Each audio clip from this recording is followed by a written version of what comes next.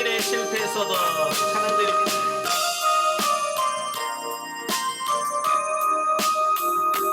세상 일에 실패했어도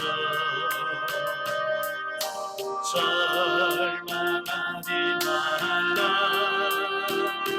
내가 너를 도우리라. 다시 일어서게 하리라.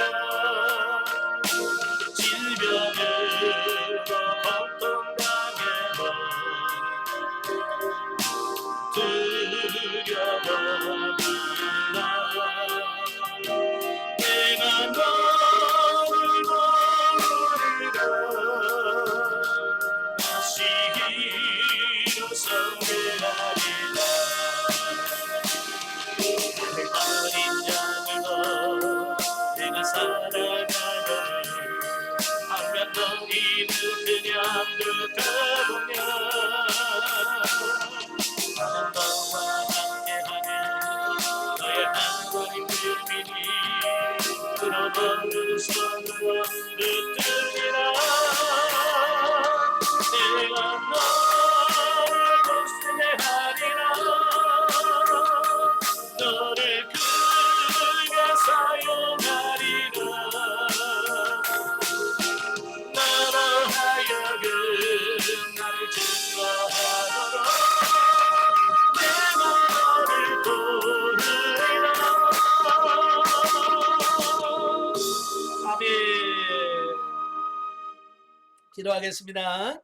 은혜로우신 아버지, 은혜와 사랑을 진심으로 감사합니다. 오늘도 우리를 사랑하셔서 귀한 시간을 함께 해주시고 민수기의 말씀을 같이 상고할 수 있는 은혜를 주셔서 감사합니다. 이 말씀을 나올 때 그 말씀들이 살아있는 말씀이요 생명의 말씀이 될 수 있도록 성령님 도와주시옵소서. 시종을 맡겨오며 예수님의 이름으로 감사하며 기도합나이다. 아멘. 예, 이 시간에는 교재 158페이지입니다. 158페이지 보시면 25장 바알불 우상숭배와 음행사건에 대한 말씀을 합니다. 어찌 보면 이제 바알불 사건은 잘 나가든, 그러니까 아람 나라 쳤지요. 그 다음에 아모리 왕 시온을 쳤지요. 바사나 옥을 쳤지요. 이런 승리의 삶을 계속 살다가 이제 여기서 왕창 또 실패를 합니다. 참 이 사람이 계속 잘만 나가면 얼마나 좋겠어요, 그죠? 예? 그럼 잘 나가다가 꼭 한 번씩 이렇게 엎어지는 날이 온다고 말이에요. 그래서 우리가 잘 나갈 때 조심해라. 예? 언제 엎어질지 모른다. 그래서 사도 바울도 그러잖아요. 너희 중에 선줄로 생각하는 자는 넘어질까 조심해라. 그 말씀을 하고 있는 거예요. 1절부터 5절에 이제 이스라엘의 영육 간의 음행의 사건이 나와요.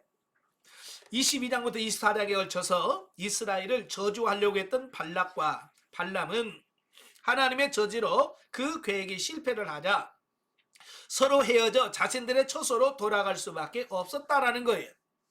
네, 그러나 발람의 마음속에는 여전히 발락이 약속한 재물과 명예를 놓치고 싶지 않았다. 그래서 발람은 발락과 헤어지기 전에 신의 힘을 빌어 이스라엘을 저주하는 방법 대신에 내적 타락을 유도하는 방법으로 이스라엘의 진영을 혼란시키도록 발락에게 조언을 했던 것으로 보인다. 자, 이게 무슨 말이냐면 여러분, 발람이 왜 발락에게 갔겠어요? 예? 발락이 많은 돈을 주고 존귀하게 해준다고 하니까 그거 보고 간 거잖아요. 그죠? 그걸 보고 갔는데 하나님께서 허락을 안 해서 그 목표를 못 이루는 거예요. 예, 저주하라고 그러는데 다 축복을 해버렸으니 발락이 얼마나 열받았겠어요. 그래서 뭐라고 그래? 가라! 예, 필요 없다 이렇게 되니까 약속했던 것들 못 받고 가니까 발람이 얼마나 마음이 그렇겠어요. 그래서 빈손으로 가려고 하니까 빈손으로 가기 싫은 거예요. 그래서 사수로는 안 되고, 왜? 하나님이 이길 자신이 없고. 그래서 이 발락에게 이스라엘을 스스로 망하게 하는 비결을 가르쳐 주는 겁니다. 그게 뭐냐? 이스라엘의 하나님의 그 성향, 성품, 이걸 이용한 거예요. 하나님의 공의의 성품. 하나님의 공의의 성품은 뭐예요? 죄로 그냥 보고만 계시지 않으시는 하나님의 성품을 알잖아요. 그게 공의예요. 그러니까 너희가 저주 안 해도 그들이 스스로 망하는 비결이 있다. 그게 뭐냐? 죄짓게 만들면 하나님이 치실 것이다 라고 하는 거예요. 우리가 계속 봤지만 하나님이 제일 싫어하는 죄 중에 가장 싫어하는 게 뭐라고 그랬어요? 죄는 다 싫어해. 하나님은 다 싫어하지만 하나님이 특히 싫어하는 죄가 있어요. 우상숭배. 우상숭배하는 거 그렇게 싫어해요. 예. 그러니까 결국은 우상숭배하게 만들면 네가 안 쳐도 하나님이 칠 거야. 이제 그 얘기거든요. 그래서 이 발람이 뭐 돈을 얼마나 받은지는 모르겠지만 비결을 가르쳐 주는 거예요. 예. 내가 하나님 무서워서 내가 저주는 못한다. 그러나 너희가 이길 수 있는 방법은 죄짓게 만들면 그들이 하나님이 쳤어서 그들이 스스로 망할 거다라고 하는 비결을 가르치고 갑니다. 예, 쉽게 말하면 미인계를 쓰라는 거야. 미인계. 남자들이 제일 무서워하는 게 미인계거든요. 예, 안 넘어간 남자가 없어요. 역사적으로는 미인계가 거의 실패한 적이 거의 없거든요. 예. 그 사람의 심리를 그대로 이용해 먹는 거예요. 그래서 모압 여인과 미디안, 옆에 있는 미디안까지 꼬셔가지고 야야야, 응? 우리 같이 하자. 그래서 미디안까지 끌어들여가지고 그 중에서 이쁜 여자들 다 불러 모으는 겁니다. 그들을 교육을 시키는 겁니다. 그래서 그 여자들을 이스라엘 진영으로 다 풀어넣는 겁니다. 예. 그러니까 이스라엘 진영으로 이 여자들이 다 와가지고 이스라엘 남자들 다 하나씩 끌고 가는 겁니다. 예. 물론 보면은 이스라엘 백성들이 바로 이 발람의 꾀에 빠져서 모압 여인과 음행을 자행할 뿐만 아니라 우상 숭배에 깊이 개입했다가 하나님의 진노하심을 받은 장면이 4절부터 5절에 나옵니다. 그러니까 단순히 어떤 육적인 음행만이 아니라 그 육적인 음행을 기본으로 해서 결국은 우상에게 절하고 우상을 숭배하게끔 만들어버리는 겁니다. 이처럼 백성들은 하나님의 은혜로 발락의 칼에서 구원을 받았음에도 불구하고 약속의 땅을 목전에 두고서 육체적인 음행과 함께 우상을 숭배하는 영적 간음을 행하는 이중의 범죄를 자행함으로써 그들의 앞날에 커다란 시련과 장애를 스스로 만드는 어리석음을 범하고 말았다라는 겁니다. 참 여기서 보면 너무 안타까운 게 그거예요. 지금 모압 평지는 뭐냐면 요단강 건너편이거든요. 이제 요단강만 건너면 가나안이에요. 하나님 약속하신 적과 꿀이는 가나안 땅입니다. 이제 요단강만 건너면 돼.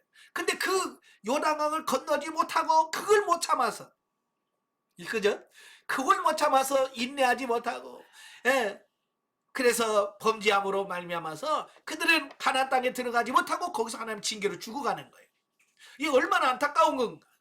예. 여러분도 마찬가지예요. 예. 훈련 잘 받다가 수료 몇 개월 놔두고 시험 드는 사람 많아요. 참 그걸 보면 우리가 인생을 살아가는 동안에 우리는 끊임없이 이런 도전들을 많이 받아요.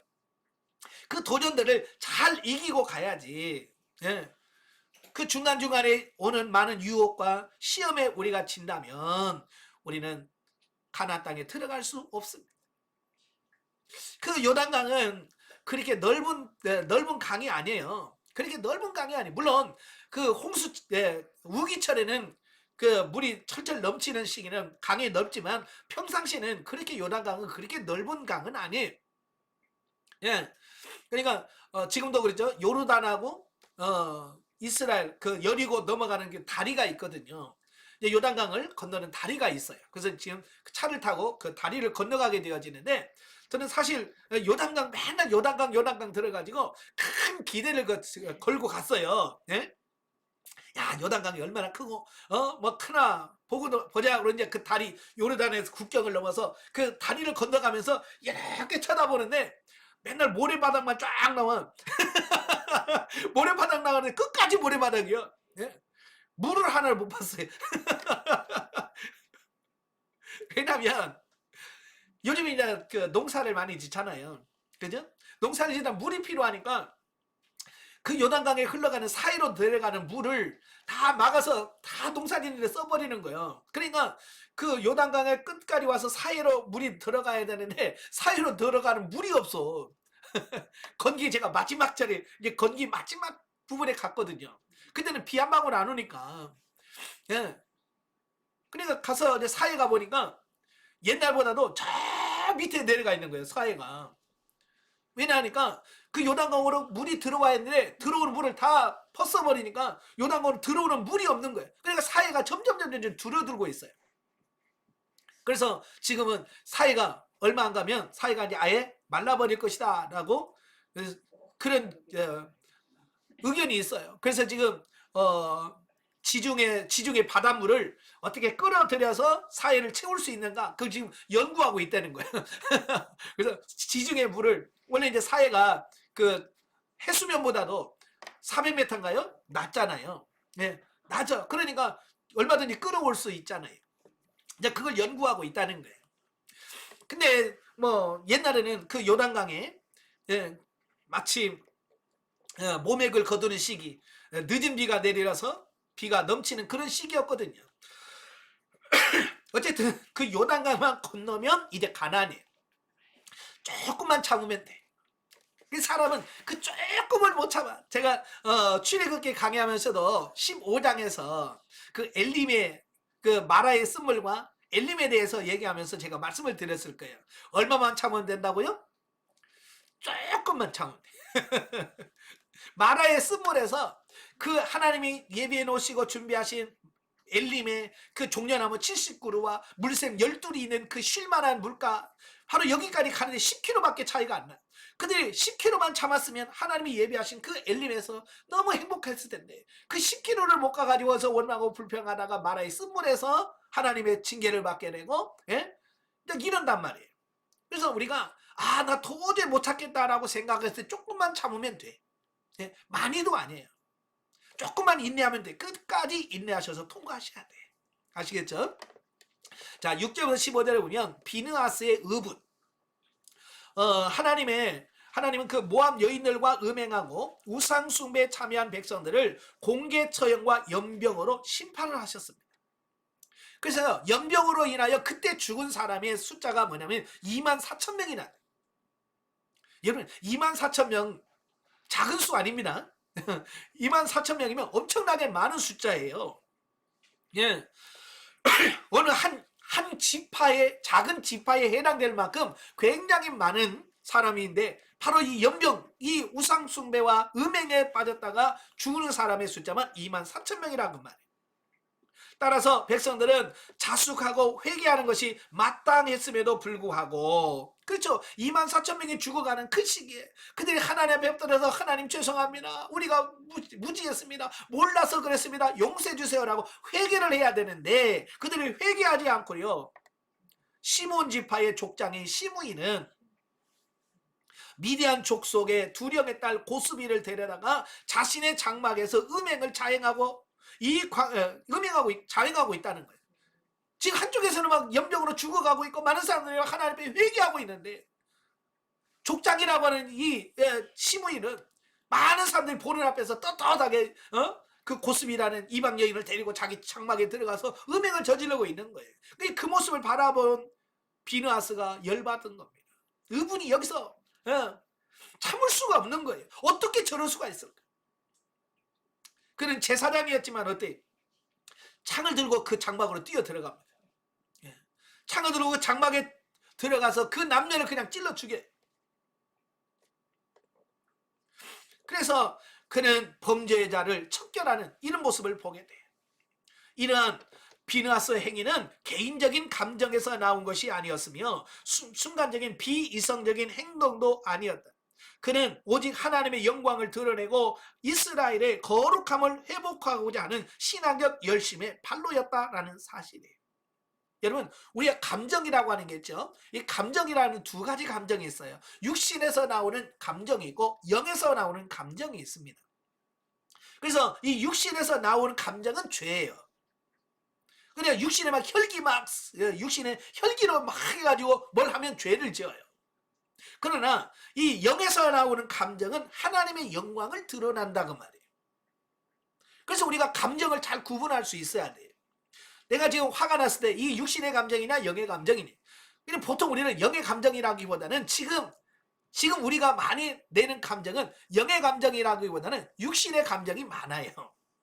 그래서 지금은 육신의 감정을 많이 나면 나타내면 나타날수록 우리는 더 많이 죄를 짓는 겁니다. 이에 하나님은 이스라엘에 내린 재앙을 그치셨고, 예, 이 비느하스가 그 시므이를 처리하는 그 순간에 연병이 그쳤어요. 예. 예. 그리고 하나님께서는 비느하스에게 그의 자손이 영원토록 제사장 직분을 계승할 수 있는 평화의 언약을 주셨습니다. 예. 하나님 마음을 시원케 하니까 내가 영원토록 이 제사장의 직분을 너의 후손에게 주겠다라고 약속했습니다. 예. 아까도 말한 것처럼 육신의 혈기는 하나님의 뜻을 거스립니다. 예. 그러나 비느하스 같은 거룩한 분노는 하나님을 기쁘시게 할 수 있다라고 하는 겁니다. 그러니까 분별을 잘 하셔야 돼요. 네, 무조건 성질 낸다고 되는 게 아니에요. 야고보서 1장 9절에 보면 하나님이 일한다고 하면서 인간의 성내는 것은 하나님의 의를 이루지 못한다. 그러니까 성질 내면서 하나님의 일을 하면 결국 하나님의 의를 이루지 못한다라는 말씀이에요. 그러니까 하나님이라면서 겨우 절대 성질 내지 마세요. 가끔 교회에서 봉사하면서 성질 내는 분들 많아요. 그래서 성질 내면 안 돼요. 의분을 품으라고 하면 의분. 자, 예수님도 그 성전에 들어가니까 성전에서 돈 바꿔주는 사람, 비둘기 파는 사람, 또 양 파는 사람, 뭐 이런 사람들이 막 가득 차서, 아니면 이 성전이니 돗대기 시장이니 분간이 안 되잖아요. 근데 예수님께서 녹분으로 채찍을 만들어서 그들 막 다 쫓잖아요. 성전을 다 내쫓으면서 어떻게 하나님의 기도하는 집을 강도의 소굴로 만드느냐라고 하면서 채찍질 하잖아요. 예수님도 분명히 성질 냈습니다. 분노하셨어요. 그렇다고 해서 예수님 죄졌네? 누가 그래 안 해? 안 해요. 왜요? 예수님은 육신의 감정으로 분노한 게 아니에요. 하나님의 거룩한 뜻을 나타내기 위해서 그렇게 하신 거예요. 우리도 좀 교회에서 이런 거룩한 좀 분노를 좀 표출할 수 있는 여러분의 삶이 좀 돼야 돼요.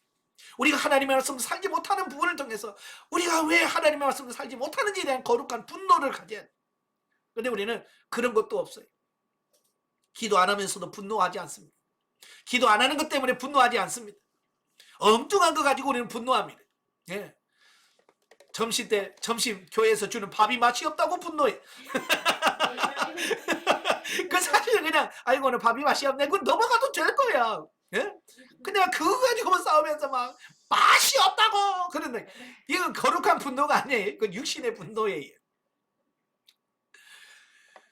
자, 그 다음에 16절부터 18절까지 보면 미디안족 징치 명령이 나옵니다. 이스라엘 백성들로 하여금 도덕적인 타락의 길로 걷게 하는데 일조했던 미디안 사람들은 하나님은 공격하여 복수하라고 명령하십니다. 이에 훗날 미디안은 이스라엘에 의하여 멸망당하였고 그때 발람도 함께 죽임을 당하게 되는 것을 보게 됩니다. 그러니까 발람도 그 돈 좀 어떻게 해보려고 물질 좀 어떻게 하려고 했었는데 결국 그때 죽어요. 참 여기서 우리가 깨달아야 돼요. 세상 물질은 우리로 하여금 우리의 영혼을 파괴시켜서 죽게 만드는 이런 부분들이에요. 그러니까 물질의 욕심을 갖고 살면 안 돼요. 자, 이처럼 미디안은 모압과 연합하여 하나님의 거룩한 백성을 죄악의 길로 유혹하는 대가로 비극적인 최후를 맞아야 했다라는 겁니다. 제가 가끔 우리가 줄을 잘 서야 된다는 말을 제가 하거든요. 줄을 잘 서야 돼. 누구 줄을 쓰느냐? 이 미디안은요 진리 편에 섰더라면 살았을 텐데 이 모압 편에 섰어요. 모압 편에 서서 결국 모압과 같은 그 죄 짓는데 동참을 하게 되고 그래서 결국은 망하게 되는 이런 분들을 보게 되는 거예요. 여러분도 줄을 잘 서야 돼요. 진리 편에 서셔야 되고 하나님 편에 줄을 쓰셔야 돼요. 잘못 줄을 이 미디안처럼 모압 망하는 쪽에 줄 섰다가 모압 망할 때 같이 망하게 되는 이런 부분들을 보게 됩니다. 자, 이러한 본문에서 하나님은 당신의 백성이 범죄했을 때 그 아버지가 자녀의 잘못을 징계하듯이 관용과 사랑으로 대하시지만 당신의 백성을 대적하는 자는 반드시 심판하신다는 것을 교훈해주고 있습니다. 그러니까 저는 제가 자주 말씀드렸지만 하나님이 제일 싫어하는 게 뭐냐면 하나님의 택한 백성들을 괴롭히는 거예요. 만약에 여러분이 부모인데 여러분의 자녀가 학교에 갔는데 학교에서 애들이 맨날 여러분의 자식을 때린다고 생각해봐요. 부모의 마음은 어떻겠어요? 어떤 놈이 내 아들 그렇게 안 했습니까? 그죠? 내가 사랑하는 아들인데 누가 때려? 나도 안 때리는데 얼마나 화가 나겠어요. 그죠? 육신의 부모도 자기 아들이 맞고 오면 성질 못 참습니다. 하나님도 마찬가지예요. 하나님도 똑같아. 자기의 백성, 자기 민족, 자기 백성을 괴롭히는 거 하나님은 절대로 가만두지 않으셔요. 그래서 역사적으로 쭉 보면 하나님의 교회 핍박하고 성공한 사람 하나도 못 봤어요. 역사적으로 보면 이스라엘을 건드리고 살아남은 나라가 없습니다. 그죠? 예전에 이스라엘을 괴롭혔던 나라 대표적인 나라가 뭐예요? 애굽, 블레셋, 아수르, 바벨론, 페르시아, 로마, 헬라 제국. 지금 있어요, 없어요? 없어요. 다 성경 이사야도 예언했습니다. 다 망할 것이다. 에스겔 선지자도 예레미야 선지자도 다 그 열방들을 다 하나님의 심판으로 멸망하실 거라고 예언합니다. 예. 왜? 하나님의 백성 이스라엘 백성들을 괴롭히고 힘들게 하고는 살아남을 사람이 없어요. 오늘 우리도 마찬가지예요. 교회 핍박하고 하나님 믿는 예수 믿는 사람 괴롭히고 살아남을 사람이 없습니다. 그래서 절대로 여러분도 제발 교인들끼리 싸우지 마세요. 여러분의 마음에 안 들 수 있지만 그 역시 누구요? 그도 하나님의 자녀예요. 하나님의 백성인 거예요. 그러니까 교회 안에서 내 마음에 안 든다고 욕하지 말아요. 왜? 내가 그 사람 욕할 수도 그 사람은 하나님의 자녀예요. 그죠? 그러니까 내가 성도를 욕한다는 것은 결국 하나님을 욕하는 것과 같은 거예요. 자, 영적이해 보죠. 8절 약속의 땅 가나안을 지척에 둔 이스라엘 백성은 간음과 우상숭배의 악을 행함으로 죽음을 당하게 된다. 이는 믿음이 성숙한 자들도 과거에는 생각할 수도 없었던 죄를 범할 수 있음을 보여준다. 자, 이게 중요한 거예요. 성장했어도 우리가 영적으로 성장했어도 순간적으로 범죄하고 타락할 수 있다는 것을 우리에게 보여주고 있습니다. 왜요? 죄가 순간적으로 쑥 들어오면 그게 감당이 안 된다 그 말이에요. 대표적인 인물이 누구냐면 다윗이에요. 다윗은 어렸을 때 기름을 부어받고 정말 하나님의 말씀대로 살았던 왕이잖아요. 예, 하나님 마음에 쏙 든 삶, 그게 다윗입니다. 근데 그 다윗도 나라가 평안해지고 어느 정도 안정이 되었을 때 이제는 왕이 전쟁터에 안 나가고 부하들만 니네들 가서 해라 라고 할 만큼 나라가 강해졌어요. 그때에 낮잠 자고 일어나서 지붕을 걷다 보니까 한 여인이 모욕을 하고 있는 게 보이는 거예요. 예. 옛날 같으면 다윗은 어떻게 했을까요? 저런 하고 내려갈 거예요. 근데 영적으로 긴장이 늦춰지니까 그걸 유심히 쳐다보는 겁니다. 예, 쳐다본 것만도 그런데 거기다 또 흑심이 생기는 거예요. 그래서 범죄하고 타락하는 거예요. 여러분 다윗이 그러려고 누가 생각을 했겠어요? 예, 많은 목회자들도 마찬가지예요. 예, 열심히 잘 나가다 어느 순간에 미혹되는 경우가 많이 있습니다. 그러니까 잘 나가시는 그 목사님들도 가끔 이성의 유혹에서 넘어지는 부분들 많잖아요. 그죠? 예, 그럴 수 있어요. 저도 그럴 수 있고 여러분도 그럴 수 있어요. 그러니까 뭐예요? 우리가 경계를 해야 된다는, 깨어 있어야 된다는 거예요. 나는 아니겠지. 다윗도 그럴 거라고 누가 다윗이 그런 생각을 했겠어요? 예? 그런 생각 전혀 안 했겠죠. 일도 안 했을 거예요. 그런데 그런 상황에 딱 들었을 때 그럴 수밖에 없었더라는 거예요. 그래서 오늘 저와 여러분도 늘 경각심을 갖고 깨어 있어야 되는 이유가 그거예요. 정신 못 차리면 우리도 다윗처럼 이스라엘 백성들처럼 죄에 넘어갈 수 있다는 것을 꼭 기억할 수 있기를 바라요.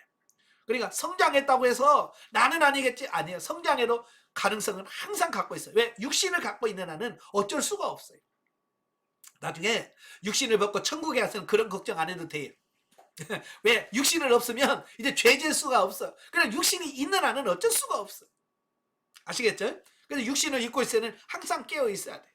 그래서 영적으로 성숙한 자의 삶은 진리의 말씀을 따르는 가운데 윤리, 도덕적인 법도 잘 지켜야 한다. 영성의 꽃은 뭐라고 그랬어요? 윤리라 그랬어요. 윤리. 영성의 꽃은 윤리예요. 이게 무슨 말이냐면 윤리를 통해서 영성이 얼마나 잘 됐는지를 보여준다는 얘기예요. 다시 말하면 윤리는 삶이에요. 삶. 그러니까 예를 들어서 나 영성이 잘 됐어요. 그러면 삶은 개판이야. 그 영성이 된 거야, 안 된 거야? 이건 안 된 거예요. 그러니까 영성이 됐다라고 하는 것은 삶 속에서 변화된 삶이 나오는 거예요. 그러니까 참 보면 윤리적인 부분, 도덕적인 부분에서도 깨끗하고, 예, 그게 되어져야 그걸 통해서 저분은 진짜 영성이 됐구나, 이게 인정이 되어지는 거예요. 이게 삶의 변화가 안 되면, 영성을 아무리 3년이나 10년하고 100년을 해도 이 삶의 변화가 없으면 영성이 안 된 거예요. 아시겠죠? 그래서 저와 여러분들이 늘 변화되고 새로워지기 위해서 기도하셔야 돼요. 변화돼야 돼요. 그래서 여러분들 만나면 아이고 진짜 많이 바뀌었네요, 변화되었네요, 그런 인사를 받으니 어떻게 그렇게 10년 전이랑 똑같아요? 그러면 안 돼. 아시겠죠?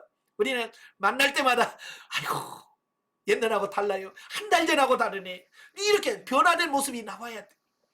아멘. 예. 26장으로 가죠. 자, 26장은 제2차 모압 평지 인구조사입니다. 1절부터 4절까지 보면 제2차 인구조사령, 하나님께서 모세와 아론, 엘리야서에게 백성들의 총수를 계수하라고 명령을 내리셨어요.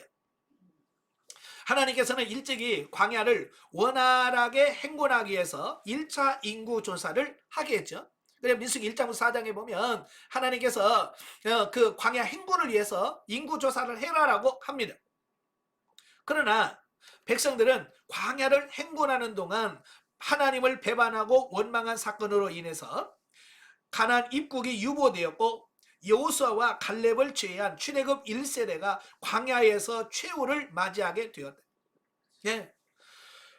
그러니까 이때는 1차 인구 조사를 하고 나서 벌써 40년의 시간이 흘렀습니다. 이제 40년이라는 시간이 흘렀어요. 특별히 또 앞장에서 25장에서 그 바알볼 사건으로 인하여 연병으로 24,000명이 죽었잖아요.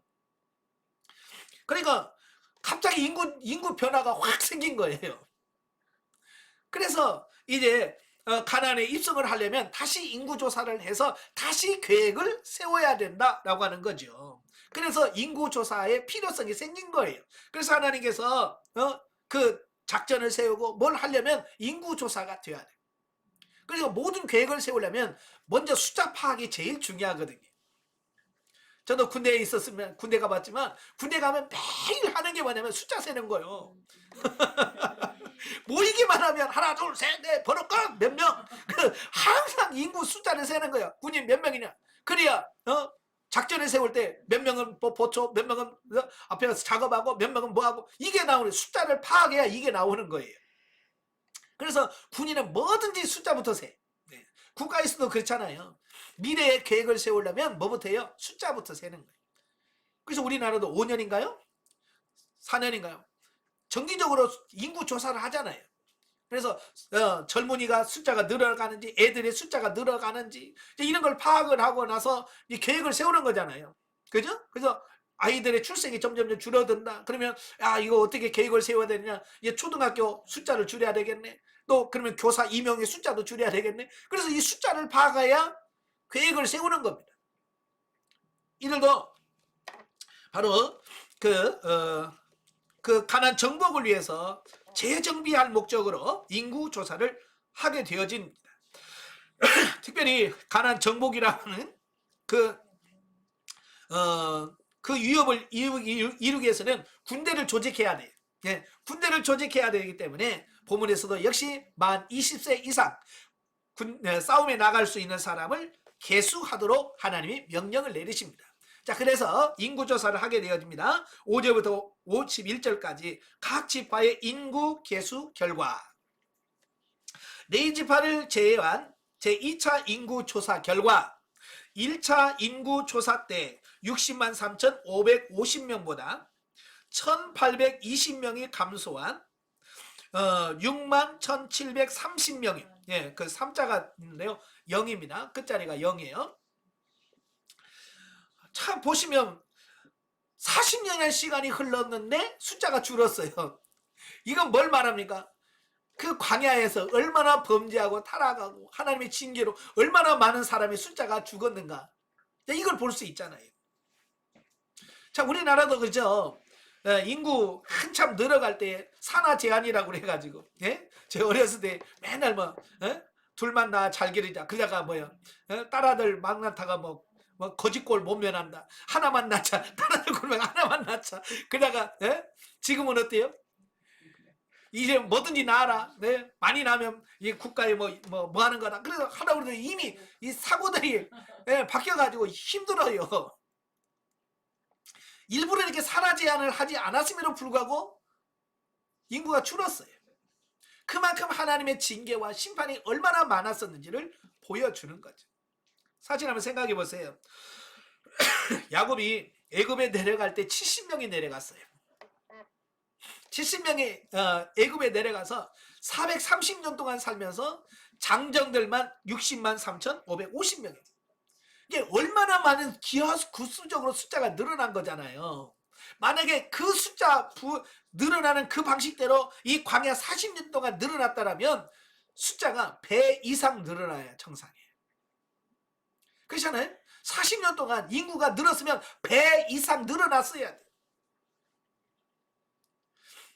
저희 어머님 장례식이 7년 전에 있었거든요. 저희 어머니 장례식장에 우리 자손들, 어머니의 직계 자손들만 모이니까 쉬운 4명이 가네. 근데 며느리가 하나, 손주 며느리가 중국에서 못 나와가지고 한 명 줄어서 쉬운 4명이가 됐어요. 저희 어머니, 아버지 두 분이 사셔서 뿌려놓은 씨앗만 50명이 넘어요. 그저께 우리 장모님 8순이었는데 자손들이 모이니까 30명이네. 여러분, 그렇게 80년, 100년을 살면서 늘어난 자손들이 그렇게나 많아. 지금 둘씩 나서 그렇지. 옛날 방식대로 그냥 주는 대로 나왔으면 그렇잖아요. 옛날은 보통 집에 10명, 12명, 13명 되거든요. 예? 그 정도 늘었으면 숫자가 얼마나 40년 동안이면 얼마나 많이 늘었겠어요. 그런데 1820명이 줄었다는 얘기예요. 그만큼 그들이 범죄함으로 하나님의 징계와 심판을 받았다는 거예요. 그런데 이것도 감사하지요. 이것도 하나님의 은혜로 남아있는 거예요. 그러니까 출애굽기 32장에 보면 우상숭배 때 하나님이 뭐라고 그러세요? 금송아지 만들었을 때 모세에게 그러잖아요. 야, 나 말리지 마라. 내가 저들을 다 진멸해버리겠다.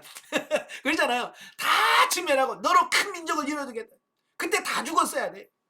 근데 모세가 중보기도 하잖아요. 하나님 살려주세요. 그러잖아요. 그래서 진멸되지 않고 살려주었잖아요. 그러니까 그만큼도 하나님의 은혜로 남아있는 거예요. 그나마. 자, 지파별로 보면 유다 지파는 1900명, 이사갈 지파는 9900명, 스불론 지파는 3100명, 므낫세는 2500명, 베냐민 지파는 1200명, 단 지파 1700명, 아셀 지파 1900명이 증가했다.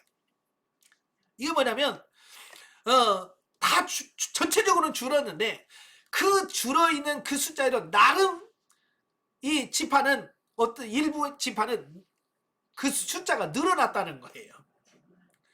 증가했다는 거예요. 이 증가했다는 말은 무슨 말이에요? 그만큼 하나님의 징계를 좀 덜 받았다는 얘기 아니겠어요? 그죠? 그러니까 죽임당하는 숫자에서 줄어들기 때문에 그들이 숫자가 줄어들지 않고 늘어났다라고 하는 부분을 보게 되죠. 그러니까 하나님은 항상 뭐예요? 우리가 행한 대로 갚으시는 하나님이셔요. 아시겠죠? 여러분이 광야 생활하면서 복받을 짓을 하면 늘어나 복을 받아요. 그러나 복받을 짓을 안 하면 하나님의 징계를 받게 돼요. 그래서 저와 여러분들이 정신을 바짝 차리시길 바래요. 세상이 아무리 힘들고 어려워서 요즘처럼 경기가 너무 어렵다 그래도 정말 하나님의 말씀도 진리대로 사는 사람들은 하나님의 복을 받아요. 그러나 하나님 말씀을 살지 못하면 지금 시대에 도태되고 뒤떨어질 수밖에 없다는 거예요. 자, 이렇게 늘어난 반면에 루벤 지파는 2770명이 줄었고 갓 지파 역시 5150명, 에브라임 지파 8000명, 납달리 지파 8000명, 시몬 지파 37,100명이 감소해. 그러니까 시몬 지파는 가장 많은 숫자가 줄어들었어요. 왜 줄어들었을까요? 그만큼 하나님 말씀도 안 살았다는 얘기죠. 그죠? 그만큼 범죄하고 타락하고 원망하고 불평해서 그 하나님의 징계로 죽어가는 숫자가 그만큼 많았다는 것을 의미하고 있어요. 자, 본문에 나타난 특징을 보면 첫째, 유다 지파를 비롯하여 유다 지파의 깃발 아래 진을 쳤던 수불론 지파와 이사갈 지파의 인구가 모두 증가했다는 점입니다. 예, 그러니까 참 중요한 게 뭐냐면 아까 줄을 잘 서야 된다고 그랬잖아요. 예, 줄을 잘 서야 돼. 누구 옆에 있느냐 이게 참 중요한 거거든요. 교회에서도 마찬가지예요. 기도 열심히 하는 권사님이나 이런 성도님 옆에 있으면 같이 기도하게 돼요. 그죠? 근데 맨날 놀러만 다니는 사람 옆에 있으면 맨날 놀러만 다녀. 그래 옆에 누가 있느냐 이게 중요한 거예요. 아시겠죠? 그래서 여러분 옆에 어떤 사람과 친하냐, 기도 많이 하는 사람, 영성이 잘 되신 분들, 이런 분들하고 친해져야 그분들과 대화하면서 영적으로 성장할 수 있는 이런 부분들이 생기는 거예요. 또 두 번째, 므낫세 지파의 획기적인 증가와 에브라임 지파의 감소.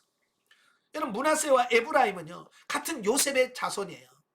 요셉의 자녀예요. 그런데도 므낫세는 엄청나게 25,000명이나 늘어났어요. 그러나 에브라임은 8,000명이나 줄어들었어요.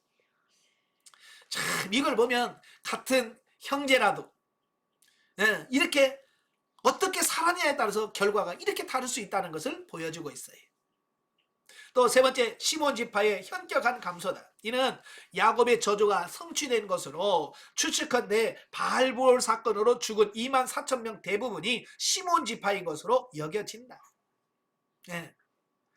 근데 이 바알볼 사건 때 24,000명이 죽잖아요. 그때 아마 이 시몬 지파가 제일 많이 이 가담을 했고, 그래서 시몬 지파에 제일 많이 죽었을 것이다. 왜 그럴까요? 아까 설명드렸지만 족장인 시므이, 지도자인 시므이가 타락했잖아요. 그러니까 이 지도자가 어떻게 삶을 사느냐에 따라서 달라진다고 그랬잖아요. 그죠? 예, 그래서 이 지도자가 무너지면 그 영향력이 큰 거예요. 그래서 교회에서도 지도자의 역할이 중요하고 각 가정에서도 그 가정의 지도자가 어떤 삶을 사느냐가 중요한 거예요. 아시겠죠? 그래서 여러분 지도자를 위해서 늘 기도하셔야 돼요. 교회의 지도자, 나라의 지도자, 가정의 가장 지도자를 위해서 늘 기도하셔서 그들이 흔들리지 않고 요동하지 않고 하나님 앞에 바로 서야 그 가정이 살고 교회가 살고 나라가 산다는 거예요. 아시겠죠? 자, 52절부터 56절까지면 기업 분배령에 대한 말씀을 해요. 하나님은 모세가 인구조사를 마쳤을 때 땅을 분배하라는 명령을 하심으로써 싸움에 나갈 만한 자를 계수하라는 목적과는 전혀 다른 말씀을 하고 있습니다.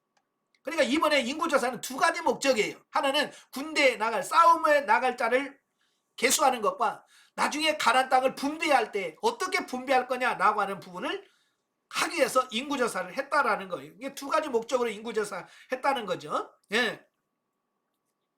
한편 본문에서는 기업을 분배하는 원칙을 크게 두 가지로 말씀을 해줘요. 첫째는 일반적인 공평의 원리로 하나님은 각 지파의 인구 비례로 기업을 분배하도록 하셨다. 예, 이번에 인구조사를 했잖아요. 그래서 인구가 많으면 그 많은 만큼 기업을 많이 줘라. 인구가 적다 그러면 그만큼 줄여라. 인구 숫자에 따라서 기업을 분배하라라고 명령을 하셨어요. 여러분, 구약에서 인구수, 사람의 숫자는 하나님의 축복을 받은 것에 대해서 보여주는 어떤 단면적인 부분이에요. 그래서 구약에서는 하나님의 복을 받으면 뭐예요? 자손들이 번창하는 거예요. 후손들이 번창하는 거. 이게 뭐냐? 이게 하나님의 복으로 여겨지는 때가 구약 시대예요.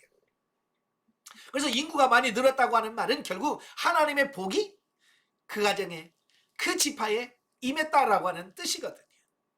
그래서 사람 숫자대로 기업을 분배하라고 하는 말은 결국 하나님이 복 주신 대로 기업을 분배해라 그 말과 같은 말이에요. 물론 이제 신약 시대는 전혀 달라요. 예, 신약 시대는 복의 개념이 달라요. 구약에서는 현세적이고 물질적인 것이기 때문에 그렇습니다. 신약 시대는 영적이고 신령한 것이에요. 예, 그러니까 신약 시대도 똑같은 인구수로 하는 건 아니에요.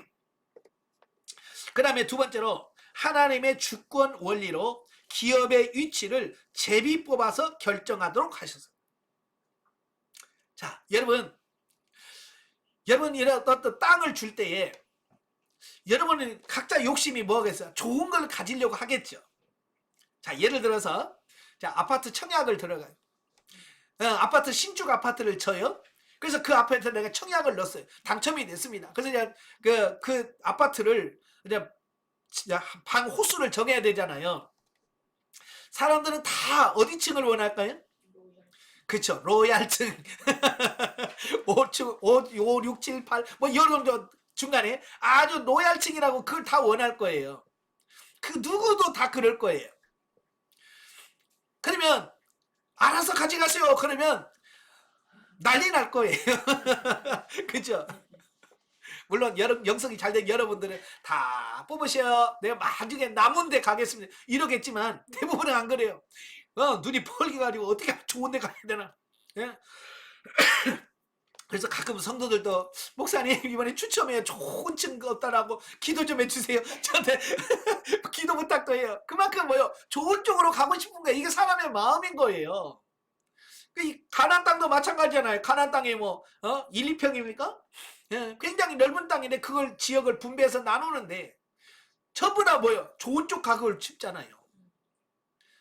그래요. 그러다 보니까 싸움 나겠죠. 그래서 아파트 추첨할 때 제비 뽑기로 하잖아요. 그죠? 그래야 자기가 뽑힌 거, 나 재수없어 1층이네, 뭐 재수없어 몇 층이네. 그러고 끝나. 안 싸워. 왜? 자기가 뽑았으니까. 그죠? 마찬가지예요. 기업도 제비를 뽑아라. 그래야 뽑혀서 이건 하나님이 주신 거구나. 그래서 그걸 하나님이 주신 기업으로 인식하도록 하기 위해서 제비를 뽑아라. 그래서 제비 뽑아서 땅을 나누라고 명령을 하고 있습니다. 그러니까 이는 기업 분배의 최종적인 권한을 하나님께서 행사하시는 것을 의미할 뿐만 아니라, 왜? 제비는 사람이 뽑지만 그걸 결정하는 건 누가 한다고요? 하나님이 하시는 거예요. 그러니까 결국 제비 뽑는 것은 하나님께서 주셨다라고 하는 어떤 그런 부분이고, 또 위치 결정에 따른 잡음을 방지하기 위함이다. 예? 서로 싸우지 않고, 예? 그러기 위해서 제비를 뽑으라고 말씀하셨다라는 겁니다. 자, 57절부터 62절 보면 구별된 레인의 개수. 자, 보면은 2차 인구 조사에서 구별된 레위 지파의 개수에 관한 기록으로, 레위 지파는 다른 지파와는 달리 성막 봉사와 그에 따른 부수적인 일을 관장하는 일을 맡았기 때문에 다른 지파처럼 가나안 땅 가운데 기업이 없었다. 다른 지파들은 기업을 다 주는데 레위 지파에게는 기업을 주지 말라고 했어요. 네. 왜? 그러면서 하나님이 그들의 기업이 되어주겠다라고 말씀했거든요. 따라서 레위 지파는 따로 계수하는데요. 1차 인구 조사 때보다 1000명이 증가했다. 어쨌든 레위 지파는 하나님을 섬기는 대가로 하나님께서 친히 그의 기업이 되어주셨고, 또 각 지파의 땅 일부를 할애받았다. 그래서 48개 성읍을 얻습니다. 그래서 48개 성읍으로 다 뿔뿔이 흩어져서 살게 되죠. 또 비교적 풍요한 생활을 영위할 수 있었다. 여러분, 레인의 기업 얻는 수입이 뭐냐면 백성들이 낸 11조예요. 11조는 그들이 얻은 수입의 10분의 1을 내는 거잖아요. 이스라엘 12지파가 내면 어찌 보면 두 분깃이 많아요. 그렇잖아요? 그러니까 어찌 보면 레위 지파는 일하지 않아도 하나님께서 두 분깃의 기업을 더 많이 주셔. 그래서 육체적인 어떤 기업은 없어도 하나님께서 풍성하게 하시는 어떤 이런 부분들을 보여주고 있다라는 사실이에요. 그러니까 꼭 땅이 많아야만, 땅이 있어야만 되는 게 아니라 하나님께서 주시는 것만 가져도 충분히 살 수 있도록 하시겠다라고 하는 것을 보게 돼요. 그래서 이런 사실은 하나님만 섬기며 그의 영광을 위하여 수고하는 자의 삶을 하나님께서 친히 책임져 주실 뿐만 아니라 풍성하게 해 주신다는 사실을 여기서 말씀해 주고 있습니다. 그래요. 하나님이 일하면서, 저도 목회하면서, 예, 물질적인 많은 이런 어려움을 겪었어요. 그럼에도 불구하고 하나님께서 나의 기업이 되어 주신다라고 하는 이 사실만큼은 지금도 확신하고 믿습니다. 예, 그래서 훈련하는 과정에서는 물질로 참 어려운 시기도 있었고, 예, 정말 먹을 거 없어서 굶는 시절도 있었고, 예, 차비가 없어서 신학교 못 가고, 예, 자 그럴 때도 있었어요. 그러나 지나놓고 보니까 하나님께서 채워주셨고, 지금은 걱정하지 않고 살아갈 수 있도록 해주신 거예요. 왜? 하나님이 나의 기업이 되셔서. 그러니까 하나님의 일하는 사람은 그런 하나님에 대한 믿음, 신뢰 갖고 사시길 바래요.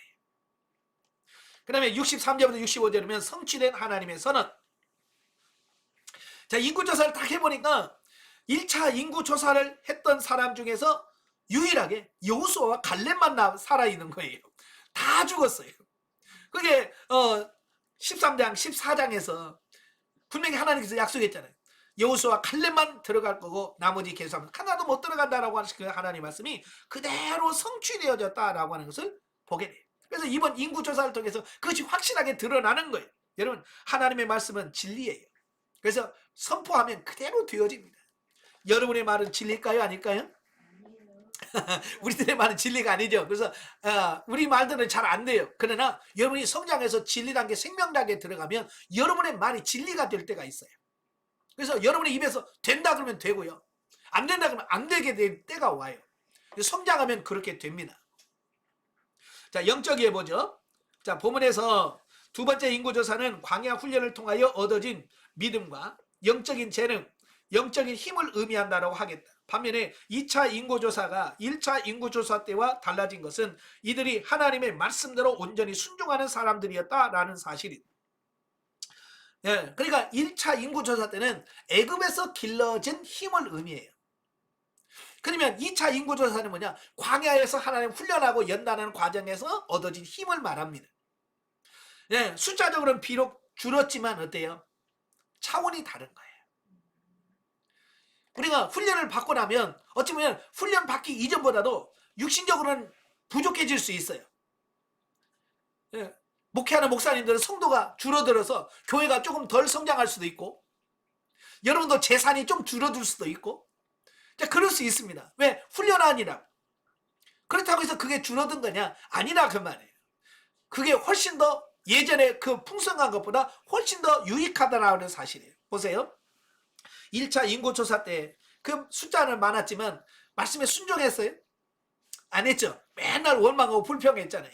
순종도 안 했어요. 근데요, 숫자는 분명 1820명이 줄었지만 어때요? 그 뒤에 사람들은 하나님 말씀에 순종했어요. 요단강 건너가라. 예 하고 건너가잖아요. 옛날 같으면 하나님 우리를 죽이려고 작정하셨습니까? 못 가. 그죠? 근데 훈련받고 변화되니까 숫자는 비록 줄어들었어도 영적인 성장이 있어서 순종하는 사람으로 바뀌어졌다 그 말이에요. 그러니까 옛날보다는 훨씬 더 나아진 어떤 이런 부분들을 보게 되어집니다. 그러니까 겉으로 드러난 것만 가지고 복 받았네 못 받았네 이걸 평가하지 마라 그 말이에요.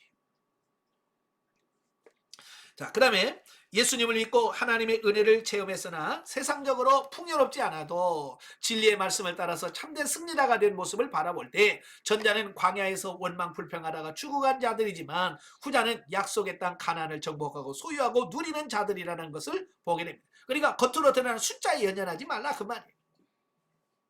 진리를 따라 영적으로 성숙한 삶을 살 때 약속의 땅 현세 천국에서 하나님의 신령한 은혜를 따라서 실질적으로 그 축복을 받아 누리게 될 것이다 라는 겁니다. 자, 27장은 이제 슬로보아스의 딸들의 기업 요청과 새 지도자 여호수아의 지명에 대한 말씀이에요. 1절부터 11절은 이제 기옥 상속법입니다. 이제 땅을 분배받기 위해서 인구조사를 다 했어요. 근데 이제 중요한 것은 그 사람 중에서 딸들만 남기고 죽은 므낫세 지파의 슬로보아스의 딸들이 있었어요. 그때는 남자 중심으로 땅을 분배받거든요. 그러니까 그 집에 남자가 없으면 기업을 분배받을 수가 없어요. 여러분, 딸들만 있다고 여자들만 있다고 밥 안 먹고 삽니까? 기업 없어 살아요? 기업이 있어야 될 거 아니에요. 근데 남자가 없다는 이유로 기업을 안 주는 겁니다. 예, 그래도 살아야 되는데 기업을 안 주면 못 살아요. 그래서 그들이 모세에게 가서 요구를 하죠. 사실 우리 아버지가 이렇게 죽었고 이 딸만 있는데 이 여자만 있다고 안 주면 우리는 뭐 먹고 사냐?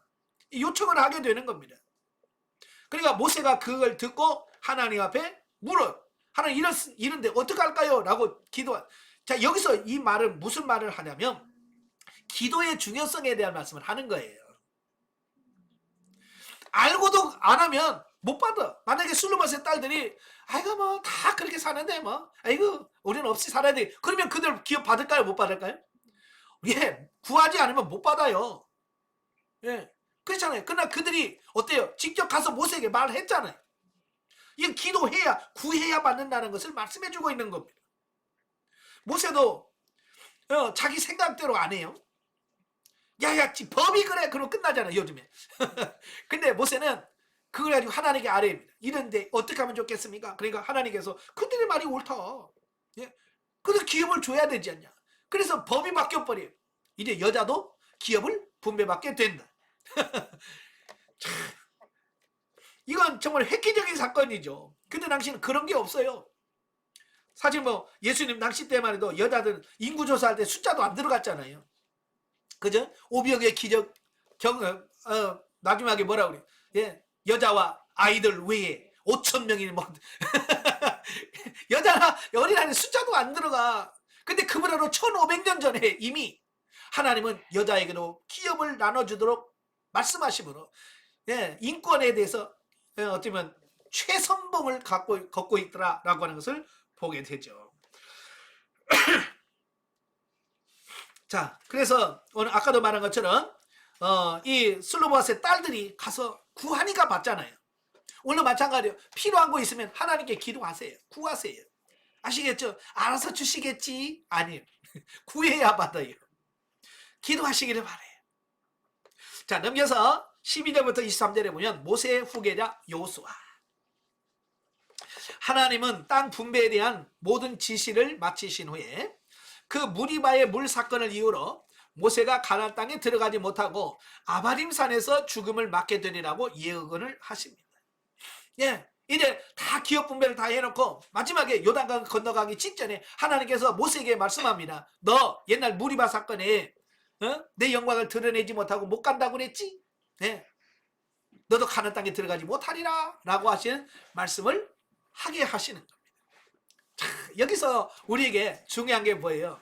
자, 성장했다 할지라도 한 번의 실수, 그죠? 한 번의 죄가 얼마나 큰 영향을 주는가.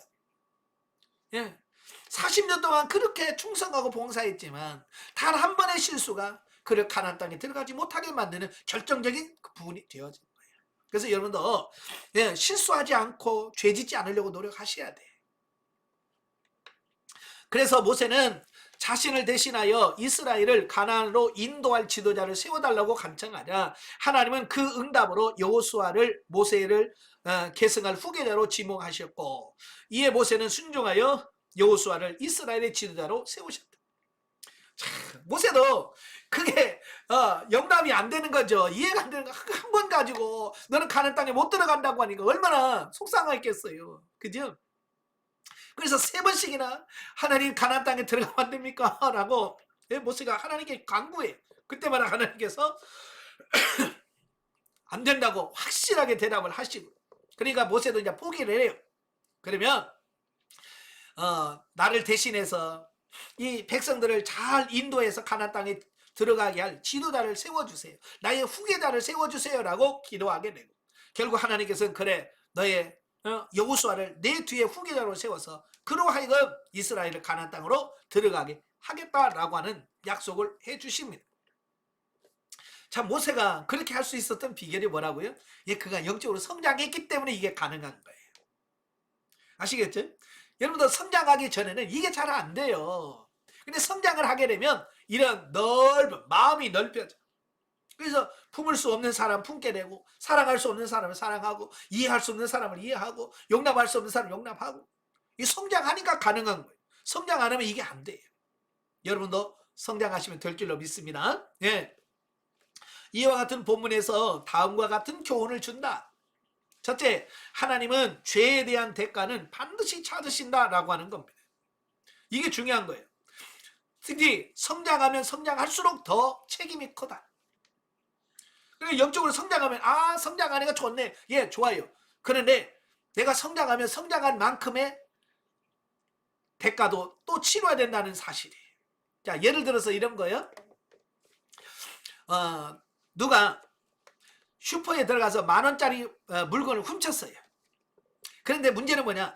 똑같은 10,000원인데도 그 훔친 사람이 몇 살이냐에 따라서 처벌받는 게 달라진다 그 말이에요. 예를 들어서 6살, 7살짜리가 가서 슈퍼에 들어가서 10,000원짜리 물건을 훔쳤어요. 그러면 어떻게 될까요?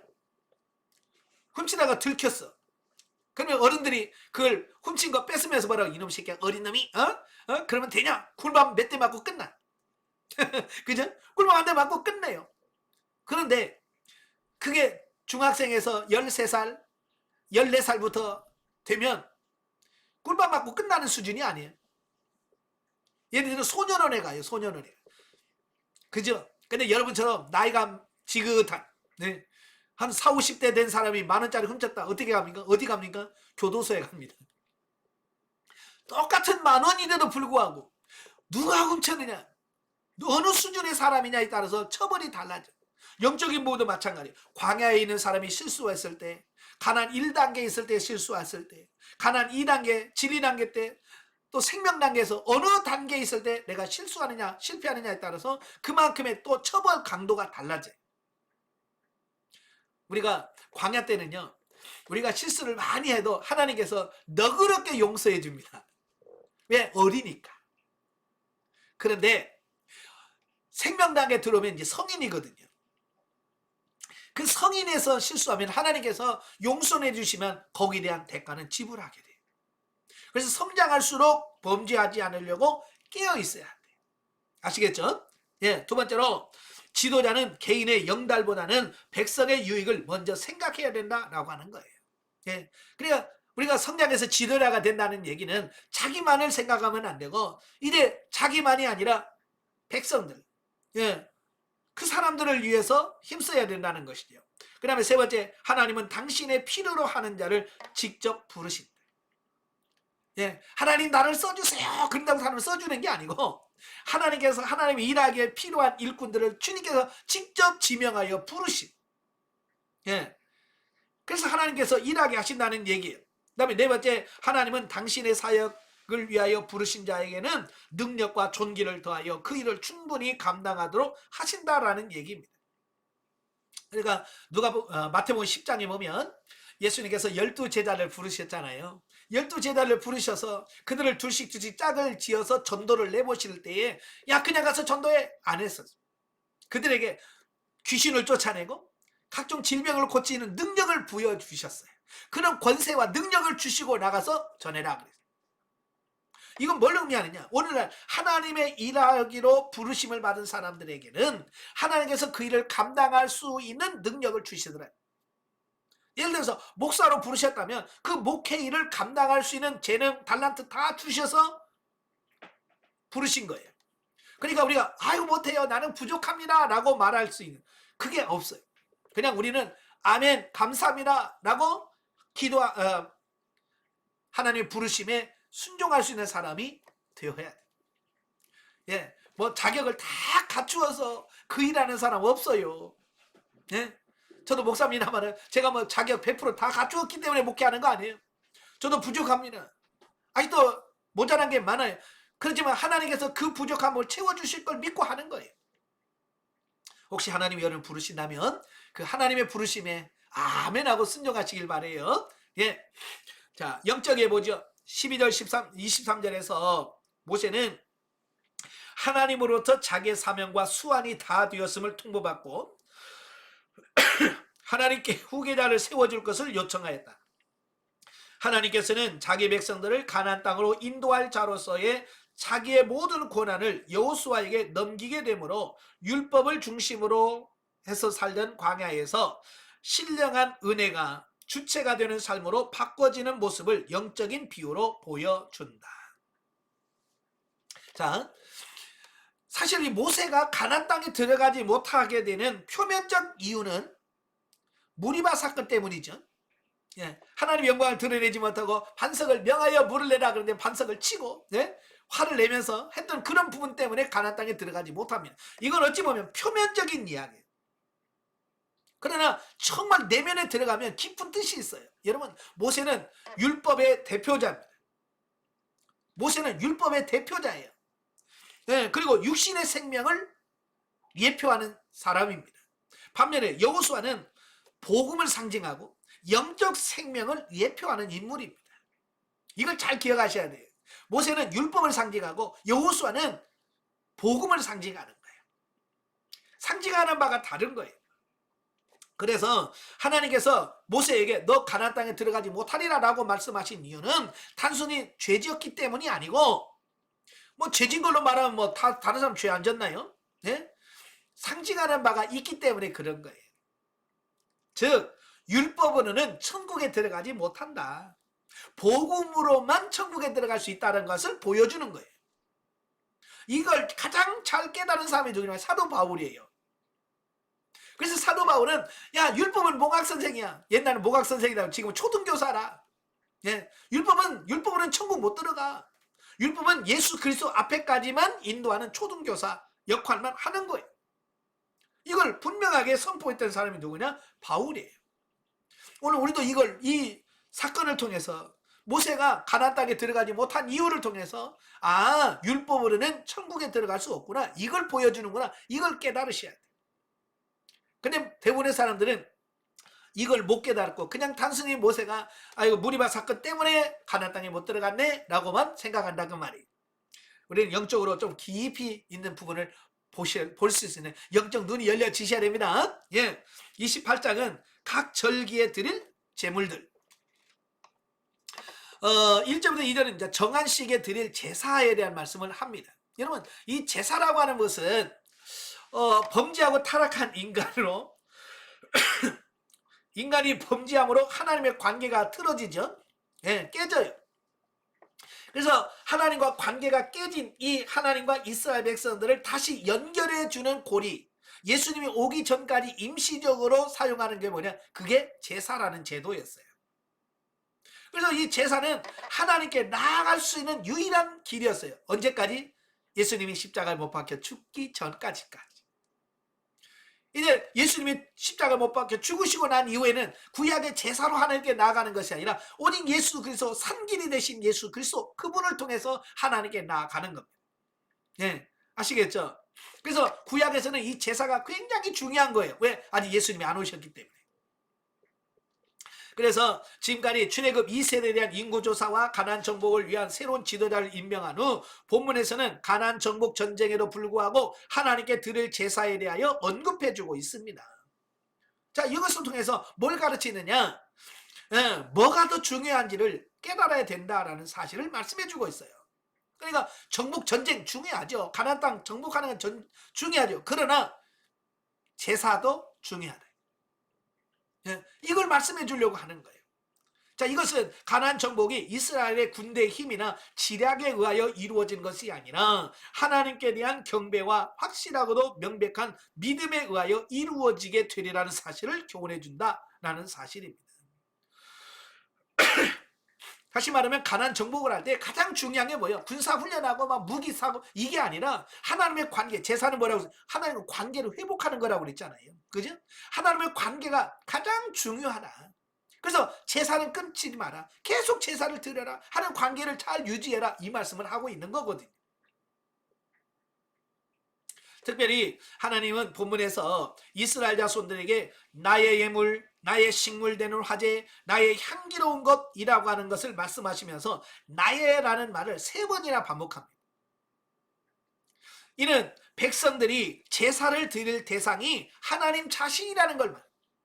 그러니까 우리가 예배의 대상, 제사의 대상이 누가 돼야 돼요? 하나님이 돼야 된다. 이 말씀을 하고 있는 거예요. 또 하나님을 섬기고 하나님의 제물을 하나님께 바치는 것이 그 무엇보다도 먼저 행할 본분과 의무라는 사실을 우리에게 깨닫게 한다. 자, 3절부터 15절까지 보면 이래 상번제와 안식일 및 월삭의 제사의 규례에 대한 말씀이에요. 3절부터 8절은 이제 상번제에 대한 얘기 나오는데, 이 상번제는 뭐냐면 매일 아침 저녁으로 드려지는 제사를 말합니다. 그래서 상번제는 매일 드리는 거예요. 매일. 예, 매일 아침에도 양 한 마리를 잡아서 제사를 드리고 또 저녁에 해질 때가 되면 또 양 한 마리 잡아서 번제로 드리고 그래서 매일 드린다고 말이에요. 이미 신의 산에서 제령하신 제사로 제단에서 날마다 일정하게 계속적으로 태워드리는 제사이기 때문에 붙여진 이름이다.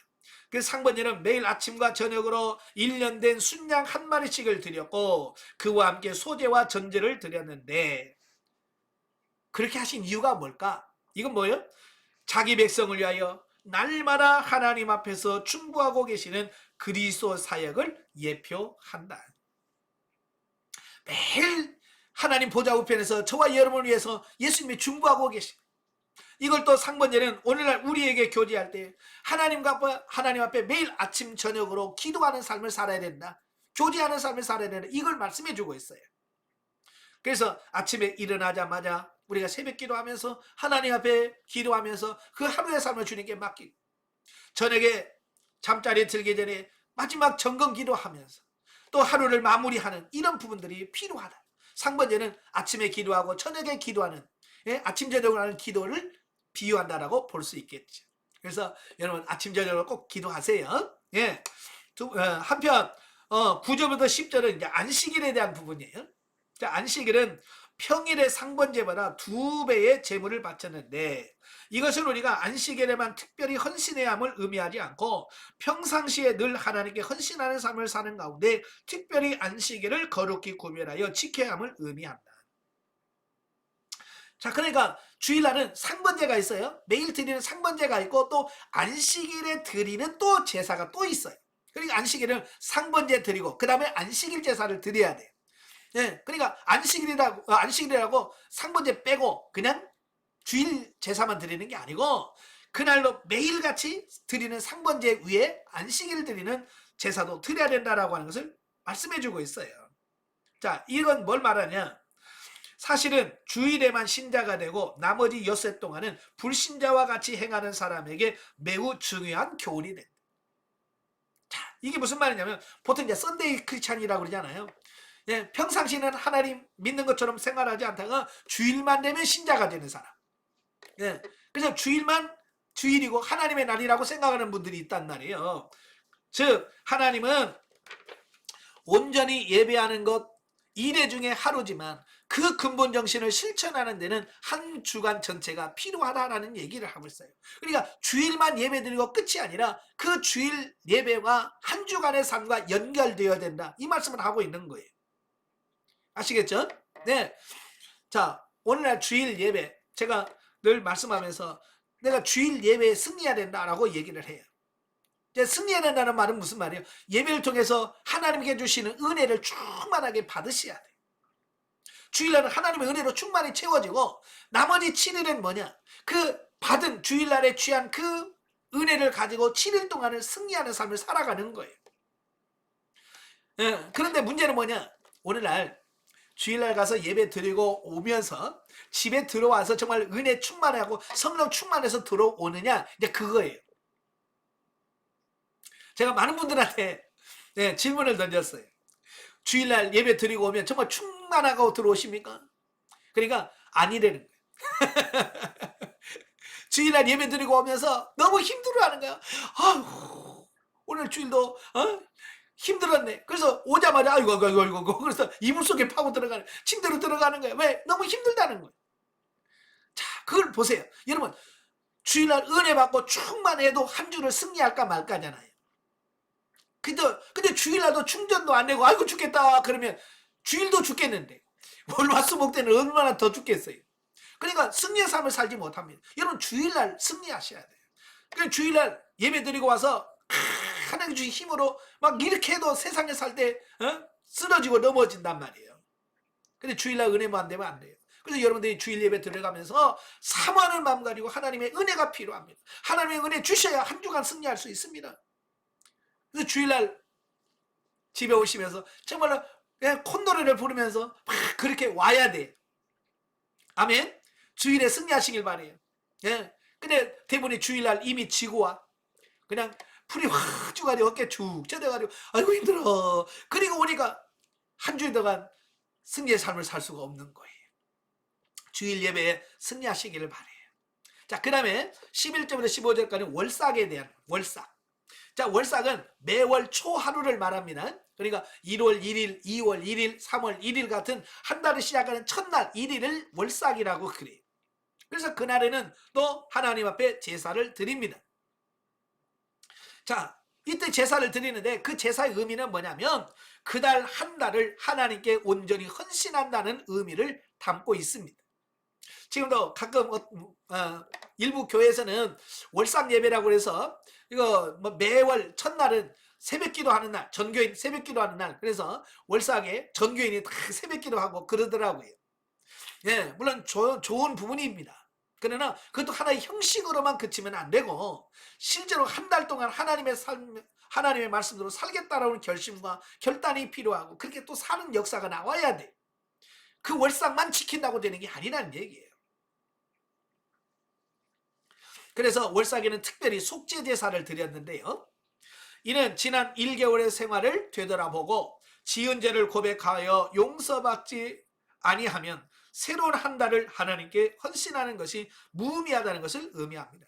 그러니까 한 달을 다 정리하고 회개할 건 회개하고 한 다음에 또 새로운 한 달을 살아야 된다, 그 말을 하고 있는 겁니다.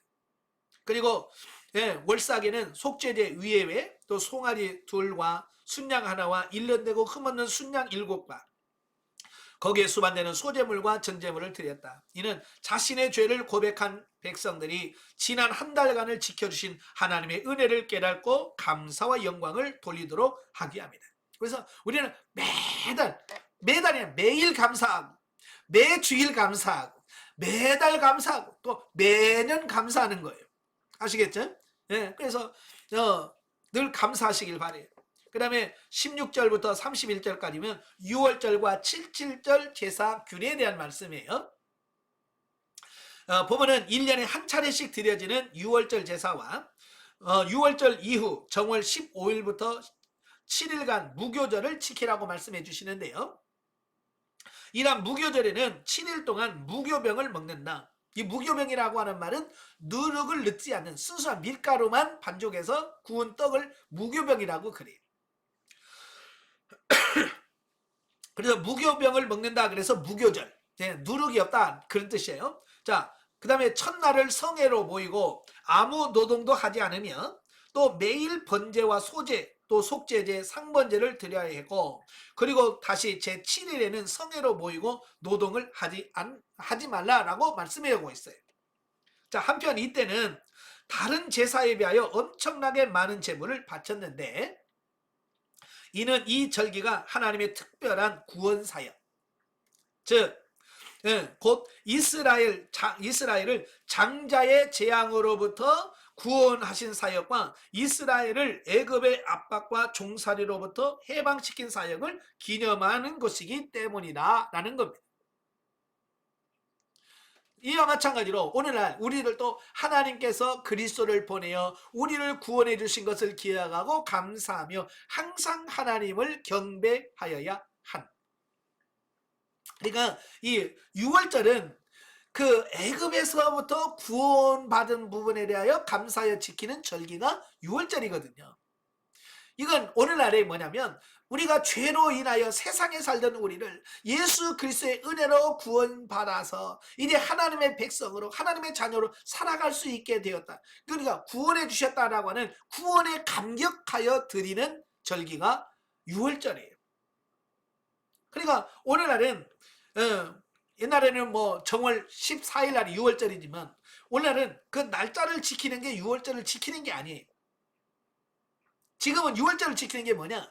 나를 구원해 주신 그 하나님의 은혜에 감사해서 하나님 나를 구원해 주신 하나님 감사합니다. 그래서 그 구원에 감격해서 사는 것을 6월절 지키는 삶이다 라고 보시면 돼요. 여러분도 구원에 감격이 있습니까? 매일 하나님이 나 같은 죄인을 구원해 주셨습니다. 감사합니다 라고 하나님께 정말 감사하며 삽니까? 그건 6월절을 지키는 사람이에요. 그러나 아이고 내가 구원을 받았는지 어쩐지 잘 모르겠어. 그냥 때리니까 교회 가고 그냥 기도하라니까 기도하고 찬송하라니까 찬송하고 이런 구원에 감격이 없으면 이건 6월절 안 지키는 거예요. 아시겠죠? 항상 구원의 감격 속에서 6월절을 지키시길 바래요. 그 다음에 26절부터 31절은 칠칠절을 말씀하고 있어요. 왜 칠칠절이냐? 자, 6월절 지키죠? 6월절 다음 15일부터 7일 동안 21일까지 무교절을 지키잖아요. 그 7일 안에 뭐가 되냐면 초실절이 들어있어요. 초실절은 언제냐면 그 7일 사이에 있는 안식일 다음 날이 초실절이에요. 예. 그래서 이 초실절부터 시작을 해서 7주를 세는 거야. 한 주, 두 주, 세 주, 네 주, 7주. 그래서 7주에 지키는 절기다. 그래서 7.7절. 매일이 한 주가 7일이잖아요. 그죠? 7일. 그다음에 7주. 이게 77에 49. 이게 49 다음 50일째 드리는 제사다. 그래서 오순절이란 이런 별명이 붙고 77절이라고 하는 별명이 붙고 또 그때가 이 보리와 모맥을 거두는 시기라. 그래서 모맥 보리 농사를 짓고 드린다. 그래서 맥추감사절이라고 하는 말로 쓰여져. 구약에서는 주로 칠칠절 또는 맥추절이라는 말을 쓰고 신약시대에 오면서부터 비로소 오순절이라는 단어를 쓰게 됩니다. 그래서 여러분 오순절 하면 딱 뭐가 생각나요? 오순절 하면 딱 생각나는 게 있잖아요. 성령강림절. 성령강림절. 예. 그래서 이 성령강림절은 뭐예요? 예, 성령님이 임함으로 이제 새로운 교회 시대가 시작되는 날이 오순절 날이에요. 신약성경 사도행전 2장에 보면 예? 오순절 날이 이름에 성령 임하고 그때부터 신약교회가 태동하게 되어서 생겨나게 되는 거거든요. 예, 바로 오순절은 성령 강림절을 말합니다. 오늘도 저와 여러분이 내가 성령 충만해야 오순절을 지키는 겁니다. 아시겠죠? 그래서 매일같이 여러분 기도하셔서 성령 충만해졌을 때 오순절을 지키는 것 같아요. 예, 그래서 요즘에는 성령 충만하시기를 바래요. 자, 이날에는 처음 익은 열매로 새 소재를 드리고 성회로 모였고요. 노동을 금하고 번제와 소제와 상번제를 드려야만 했다. 이날 칠칠절은 하나님의 은혜에 감사하는 수확기의 절기로 오늘날의 맥주 감사절과 같은 성격의 절기라고 하겠다. 더군다나 이 칠칠절은 신학교의 태동과 중요한 관련을 맺고 있는데 바로 오순절 마가의 다락방에서 성령에 강림하셨다는 사실 때문에 이 오순절은 오늘날 신학시대 성도들에게 굉장히 많은 메시지를 던져주고 있다라는 사실이에요. 따라서 이러한 칠칠절에 하나님께 처음 익은 열매를 드린 것은 오늘날 우리 성도들이 주 안에서 맺은 풍성한 성령의 열매를 온전히 하나님께 드려야 함을 예시해 준다. 그래서 이 맥주를 할 때는 보리 농사에서 지은 열매를 가지고 하나님께 감사 예물을 드렸어요. 예, 이건 뭘 말하냐? 오늘도 저와 여러분이 성령 충만해서 성령의 9가지 열매를 풍성히 맺고 사는 저와 여러분이 되어야 된다라고 하는 것을 말씀해 주고 있습니다. 자, 여러분 어때요? 성령의 열매 맺고 계신가요? 성령의 열매를 맺으셔야 돼요. 예, 성령의 9가지 열매, 사랑과 온유와 충성과 정죄 같은 오래 참 이런 성령의 9가지 열매를 여러분의 삶 속에서 변화되어서 풍성히 열매를 맺는 여러분들이 되셔야 진짜 오순절의 의미를 오늘 신약시대에 지키고 있다라고 하는 것이 된다는 것을 꼭 기억하시기를 바랍니다.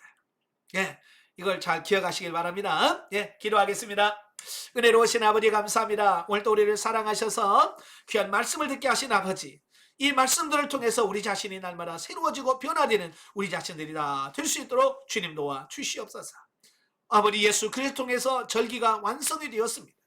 그 예수 그리스도를 통해서 받은 구원과 은혜에 대하여 감사하며 늘 성령에 충만하여 승리의 삶을 사는 우리가 다 될 수 있도록 도와 주시옵소서. 예수님의 이름으로 감사하며 기도합나이다. 아멘. 하나님 건드립니다.